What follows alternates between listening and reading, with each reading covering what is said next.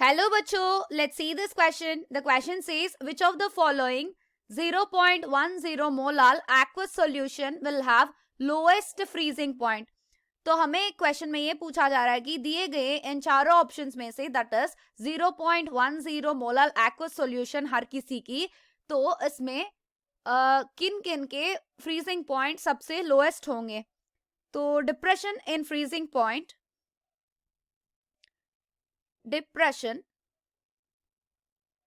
And freezing point अगर हम देखते हैं तो इसकी फॉर्मूला कुछ ऐसी होगी that is delta T F is equals to K F into molality into van't Hoff's factor.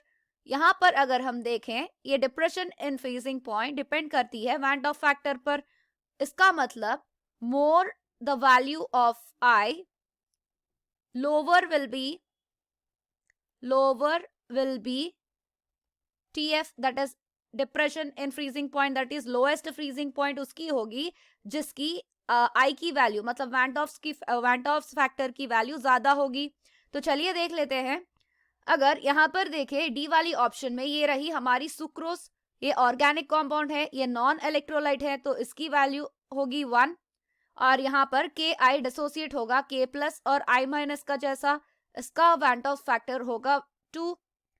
और C5H10O5 ये भी एक ऑर्गेनिक मॉलिक्यूल है, तो इसका वैन टॉप फैक्टर भी 1 आएगा.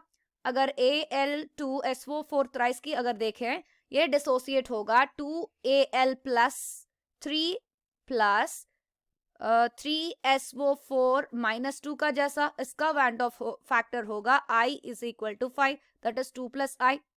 यहाँ पर van top factor is nothing but number of ions.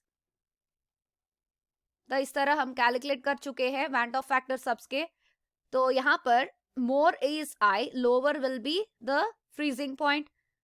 तो इसमें अगर देखें यहाँ पर वैल्यू आई की वैल्यू 1 आई, तो ये नहीं बन सकती. यहाँ पर 2 है, ये भी नहीं बन सकती. यहाँ पर 1 है, ये भी नहीं बन सकती.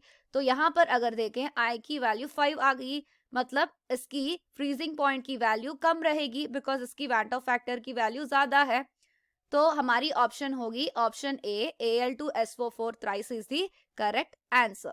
I hope you understand it well. All the best.